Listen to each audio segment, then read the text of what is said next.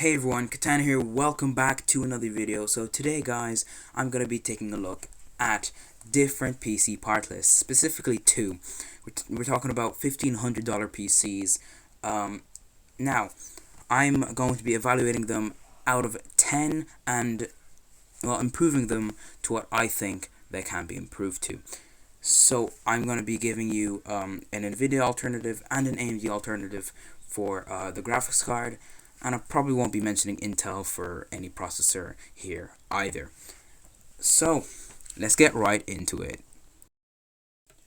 Guys, before we get into it, I just need to tell you about our sponsor for today's video, Phoenix Fit. So Phoenix Fit are a really good company about fitness, and because we're in quarantine right now, fitness is #1 priority. So stay fit with Phoenix Fit. Go to phoenixfit.com and they have got a bunch of sales on right now. Go check them out. Link in the description. Okay, so Sam Given, thank you for sending me this. Link in the description below. He has a really good channel. I like it. I like his channel. It's really, really good. So let's begin evaluating it. First of all, we have a Ryzen 7 2700X. I really can't complain here. I honestly can't. That is one of the best CPUs you can get for this budget. Nothing else to say there. Good choice of CPU. Motherboard, that is also a wise choice if you're not going to upgrade to a Ryzen 9. Because, first of all, AMD Ryzen 4000 is coming out, and they will also be supporting AM4. And they will be less power hungry, and this will be able to probably take a 4th generation Ryzen 7 as well, because this is a high-end B450 motherboard.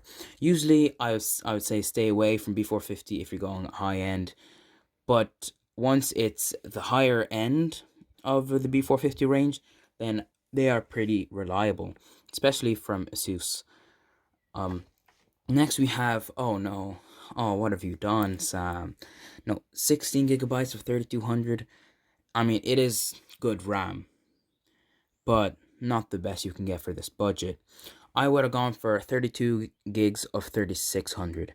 But if you don't need 32 gigs, like if you're not going to be playing 4K with AAA titles, then that's different. But like if you're going to be streaming, even if you're going to be recording anything, if you're going to be doing anything but gaming, 32 gigs is definitely what I'm going to recommend. I mean, even gaming, I'd recommend 32 gigs because games can actually take up 20 gigabytes of RAM at 4K nowadays, if you didn't know. So what I would have gone for is a cheap kit by a reliable company for 32 gigabytes, 3600 speed. I've done that before with my other build.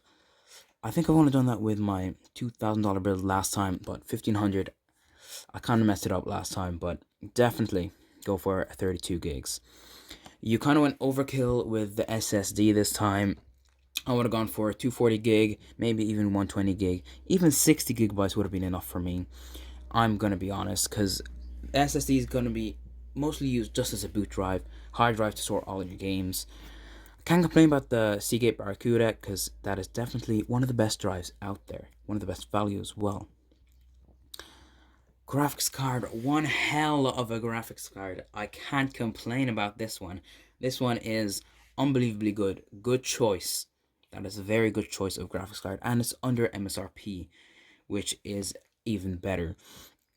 The NZXT H510, my favorite case of all time. I like it. It's easy to build in. I can't really say much except another good choice.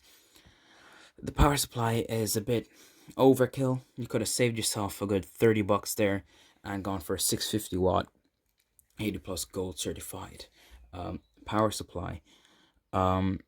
Because these components, like, they don't really use that much power when you think of it, because all you're going to be using is about 435 watts. 650 watt power supply should be easily able to take care of that. I seen this video where this guy tried out an i9 9900K and an RTX 2080 Ti on a 450 watt PSU. Apparently, it uses just over 450 watts at when it's maxed out. It uses about 470 watts when it's maxed out. So don't go for anything more than 700 watts if you're going for gold certification. Altogether, I would rate this 7 out of 10 because I kind of got disappointed with the RAM. Like, that's really, really disappointing for me. SSD, yeah, that's probably 8 out of 10. 8 out of 10. I gotta go with 8 out of 10. I can't go 7. 8 out of 10 for this build. Alright, over to the next build. Okay, so this is Kuba's build. Thank you so much for sending it over. This is on another app, by the way, but still same thing. So he has a Ryzen 7 3700X, which is one of the. It is an even better choice. Sorry, Sam, but it is. It is a third gen Ryzen. You probably couldn't find it for less than that. Probably that's probably why. But still, close enough performance. I'm pretty sure. It is on the 7 nanometer architecture though, which is a plus. I also have an X570 Aorus Elite Wi-Fi, which is one hell of a board. It's not the highest end board, but it is definitely a high end board. This thing will last you 4th gen Ryzen with next gen Ryzen 9, no problemo. Next one, I can't say this enough, but RX 5700 XC, $1,500 build. I mean, that definitely go with a $1,000 build, 1440p. I mean, he told me he was targeting 1440p gaming with it, so fair enough. I'll give him that. But I would have gone for something like an RTX 2070 Super, maybe an RTX 2080 Super. Any of those. RTX 2070 Super might be a bit too low because it's very close performance to the RX 5700 XT. Next, he actually decided to go with 3600 megahertz RAM, which I do like, but again, it's 16 gigs. It will be restricting, but it isn't bad. It is my disappointment for every build, really, because everyone says 16 gigs is enough, when if you're going to be playing 4K, it isn't. He won't be playing 4K with the RX 5700 XT, not max settings anyways. But I gotta say, that is some nice RAM. 3600 is nice RAM. Now, he has 500 gig SSD, same thing, but it ain't an M.2, so he saved himself a bit of moolah over there. He saved himself a bit of cash. Not too much, though. He saved himself about $16, which is decent enough. He also got a Seagate Barracuda for $50, same thing as Sam. He has an 800 watt PSU, 80 plus gold / titanium rating. Now what I'm gonna say here is 800 watts is way overkill, like far overkill. Unless you're gonna be putting two 2080 Ti's, maybe Threadripper in there. I wouldn't go with 800 watts unless I was doing that.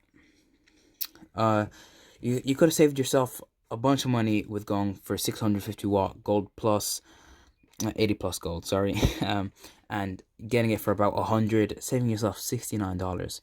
The sweet number 69. He also went with the H500 from Cooler Master, which is probably my second favorite case. Not gonna lie, I love those 200mm fans. They look amazing. You also have a choice between a mesh front and a glass or an acrylic front. I can't talk. And he chose a cooler, the Arctic Freezer 34 Esports Duo. It is a decent cooler. It is a very decent cooler. Altogether, I would rate this. The graphics card is disappointing gonna be honest that all the other components are slightly better than what Sam gave, I guess. That graphics card though, I'd give it an 8.5, I'd say maybe. Now, onto what I would change about them. Okay, so about Sam's build, I have done one based off of his with a few upgraded specs. We were even able to fit a liquid cooler, not the most expensive one, but a pretty damn good one nonetheless. So start with the Ryzen 7 2700X. We kept that because it is a good CPU. It is a very good CPU. We got the Cooler Master Liquid CPU cooler. I know it is only 120mm rad, but it is still far better than the stock cooler nonetheless, even though it is a really good stock cooler. Then we come to the motherboard. It is essentially the same motherboard. I went for an MSI B450 version. It still is the same, slightly cheaper. Has the same VRM cooling. Basically, it's got a bit of RGB as well. It's pretty good. Now, biggest change here: 32 gigs of DDR4 3600 memory. So now you're probably going to be able to play any AAA title, no problem. We also shrunk the SSD down to 256 gigabytes. Still a pretty good SSD. Not gonna lie there. It is a very good SSD, and we have the same hard drive. We have the same video card because it's a good one. We have the same case because it's my favorite case. And now the PSU, we changed it and we saved ourselves, as I said, $30. Now, 650 watt by Antec. Antec is a really good manufacturer for PSUs, if you didn't know. It's modular, so that's a good thing. It's gold certified. I mean, what else do you need? 650 watt. It'll be able to handle any PC parts you throw at it. I don't mean any by any, but you know what I'm saying. i9 900K and RTX 2080 Ti for $1,508. Now, remember, prices are subject to change, so it might go down, it might go up. Okay, onto Koopa's build. Okay, so this is the upgraded version of Koopa's build. So of course we have the Ryzen 7 3700X, the CPU he started with. We actually changed the motherboard. There's a reason, because it's kind of overkill. I'm gonna be honest. The motherboard's really awesome, which I do like, but we could go down a bit. And this thing will support next gen Ryzen as well, so they'll also be less power consuming, which means you might even be able to run a Ryzen 9 on it if it is way less power consuming. Next, we have an RTX 2080 Super, which is what I went for because he had an RX 5700 XT. Now, let me tell you, not the wisest choice to have an RX 5700 XT, but still is very good performance. So either way, you're going to be getting a good gaming experience. This is actually pre-installed water block, and it also has a radiator as well. So it is an AIO graphics card. I'm pretty sure it comes with a radiator. If it doesn't, hard luck, I guess. I'm just kidding. It does come with a radiator. And it's actually way below MSRP, which is really good. We were able to afford Trident Z Royal RAM, which is my favorite RAM. The reason being, it's sparkly, and it's shiny, and I like shiny, sparkly things. Pretty much most people do. Now, I did also get an M.2 SSD this time. I saved us further few $13. We're getting 250 gig M.2 SSD. Same Seagate Barracuda hard drive.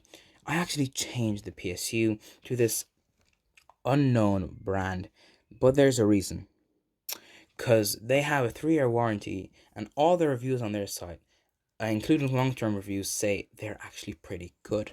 So it's also 80 plus bronze 900 watts, so you'll never ever even reach close to using 700 watts, let alone 900. So it's 100% won't explode and won't burn any of your parts or whatever. Now, onto the case. I like this case. I really do. It's a really good looking case. It's got angles to it. It's a very nice case, and it's got a mesh front, really good cooling. It does cost more than the NZXT equivalent, but I would say I like this PC a lot. I wouldn't mind having it. Well, thank you so much for watching. I hope you enjoy it, and I hope you learned something too, because I am here to, help out and make sure you don't waste your money. Well, thanks for watching. I'll see you guys next video. Stay safe, stay cool.